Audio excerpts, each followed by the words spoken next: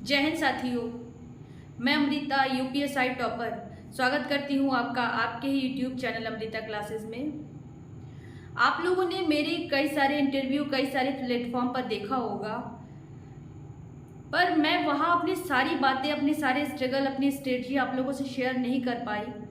Amrita classes channel बनाने का मेरा उद्देश्य यही है सिर्फ कि मैं अपनी जो स्ट्रगल है, मैं अपनी जो स्ट्रेटजी है, कैसे मैंने यूपीएसआई एग्ज़ाम को टॉप किया, आप लोगों से शेयर कर पाऊँ।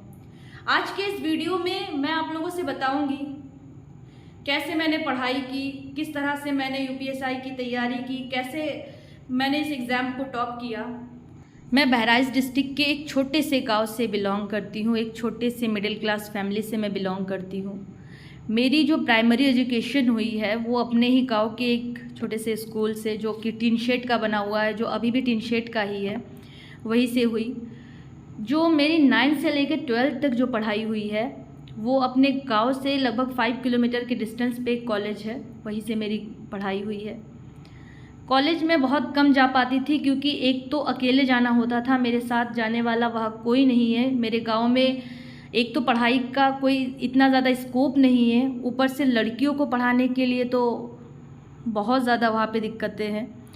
तो मैं अपने अकेले ही जाती थी। उसके लिए भी मुझे बहुत सारे ताने सुनने को मिलते थे कि अकेले लड़की है, कॉलेज जा रही है। मेरे घर वालों को भी सुनने को मिलता था, पर पापा चाहते थे कि मैं कुछ ना कुछ तो करूं। फिर मैं अकेले ही जाती थी, पर कॉलेज का भी माहौल इतना ज़्यादा अच्छा नहीं था कि मैं अकेले वहाँ पढ़ पाऊँ।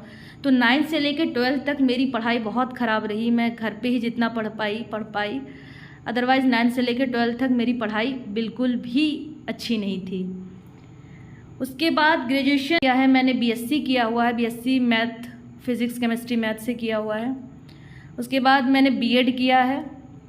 बीएड 2017 में मैं जब कर रही थी, मैं जो उसी के साथ ही साथ मैं कंपटीशन की भी तैयारी कर रही थी। मैंने कंपटीशन के लिए किसी भी कोचिंग सेंटर से तैयारी नहीं की है, मैंने सेल्फ स्टडी की है।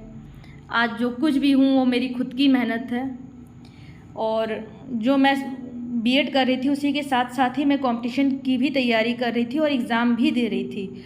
2017 में ही बीएड करने के साथ साथ ही मेरे कई सारे एग्ज़ाम एक साथ था, जैसे कि आईबीपीएस पीओ का मेंस था, मैंने प्री दिया था, प्री निकल गया था।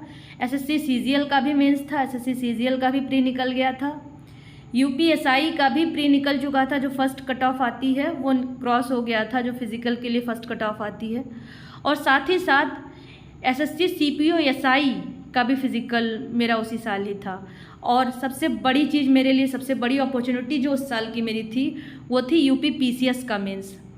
जब मैं यूपी पीसीएस का प्री का फॉर्म डालने गई थी, वो मेरा पहला मेंस था यूपी पीसीएस का। तो जब मैं फॉर्म डालने गई थी तो उसमें कुछ मिस्टेक्स हो गया था।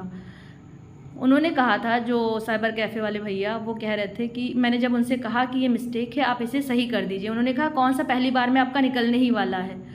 और भगवान की कृपा से, माता सरस्वती की कृपा से मेरा प्री उस साल का निकल गया है। कुछ गलती मेरी भी है, जिस हो पाया इंटरव्यू के बाद निकल गई। पर वो 2017 बहुत ज़्यादा चैलेंजिंग मेरे लिए था क्योंकि कई सारे एग्ज़ाम साथ ही साथ मैं बीएड भी कर रही थी, तो बहुत ज़्यादा चैलेंजिंग था। तो कुछ लोग जो एक्सक्यूज़ेस देते हैं कि मुझे पढ़ाई का अच्छा माहौल नहीं मिला, मुझे कौन सा अच्छा माहौल मिल गया था। मैं तो अपने गांव के एक छोटे से प्राइमरी स्कूल, जो कि टीन शेड का बना हुआ है, मैं वहाँ से पढ़ के आई हूँ। 9 से 12 तक मेरी पढ़ाई बिल्कुल बेकार रही, मैंने बिल्कुल भी पढ़ाई नहीं की थी। मैंने क्या पढ़ा है मुझे खुद ही नहीं पता, किसी तरह रट के और किसी तरह एग्ज़ाम मैंने क्लियर किया। उसके बाद मैंने कोई बड़े शहर में, कुछ लोग कहते हैं कि प्रयागराज जाना चाहिए, प्रयागराज में अच्छी पढ़ाई होती है, दिल्ली में अच्छी कोचिंग सेंटर्स है, वहाँ से पढ़ाई करनी चाहिए क्योंकि कोचिंग बहुत ही ज़रूरी है। पर मैंने तो कोई कोचिंग भी नहीं की थी, बिना कोचिंग के ही मैंने सेल्फ स्टडी करके ही ये अचीवमेंट पाई है। और आज भी मेरी तैयारी कंटिन्यूस है, मैं कंटिन्यूस यूपीएससी दे रही हूँ, पीसीएस दे रही हूँ, अभी मैं रुकी नहीं हूँ। अभी मेरा गोल बहुत आगे है, मेरा टारगेट बहुत ऊपर है। जब तक उस अचीवमेंट को मैं, उस गोल को मैं अचीव नहीं कर लेती, तब तक मुझे रुकना नहीं है। इसलिए मैं आप लोगों से भी यही कहूँगी इस वीडियो के माध्यम से, मैं अपनी बढ़ाई नहीं कर रही इस वीडियो में, मैं बस आप लोगों से ये बताना चाह रही हूँ कि आप एक्सक्यूज़ेस मत दीजिए कि हाँ माहौल नहीं मिला पढ़ाई के, मुझे अच्छा कोचिंग सेंटर नहीं मिला, मैं अच्छे कोचिंग में नहीं पढ़ाई की। बहुत सारे अच्छे कोचिंग प्रयागराज में और दिल्ली में चल रहा होगा, पर मुश्किल से वहाँ बच्चे निकले होंगे। मैंने तो अपने घर पे ही पढ़ाई की और टॉप भी किया, तो क्या आप लोग नहीं कर सकते हैं? मैं एक ऐसे गांव से बिलोंग करती हूँ जहाँ पे लड़कियों को पढ़ाना मतलब बहुत बड़ा बोझ। मैं अपने गांव की अकेली हूँ जिसने इतना बड़ा एग्ज़ाम क्वालिफाई किया है। तो इसीलिए मैं आप लोगों से भी कहती हूँ कि एक्सक्यूज़ेस देना खुद से बंद करिए। कुछ लोग, मैंने एक वीडियो अभी डाला था कि 30 दिन में तैयारी करना है। मैं आपको बताऊँ, मैं कई सारे एग्ज़ाम देती हूँ, तो मैं बहुत ज़्यादा नहीं पढ़ती हूँ, बस उतना पढ़ती हूँ जितना एग्ज़ाम के लिए ज़रूरी है। मैंने उसी टाइम ही 2017 में ही ओ लेवल का भी एग्ज़ाम दिया था। मैंने सिर्फ एग्ज़ाम से 1 डे पहले ही पढ़ा, उसके बाद एग्ज़ाम दिया, ओ लेवल भी मेरा कंप्लीट हो गया। इसी तरह ही मैं सारे एग्ज़ाम देती हूँ। बस कुछ ही दिन का मैं टारगेट बनाती हूँ कि हाँ, सिलेबस के अकॉर्डिंग पढ़ना है और इस तरह सॉल्व पेपर पढ़ना, एक स्ट्रेटजी बना के पढ़ती हूँ।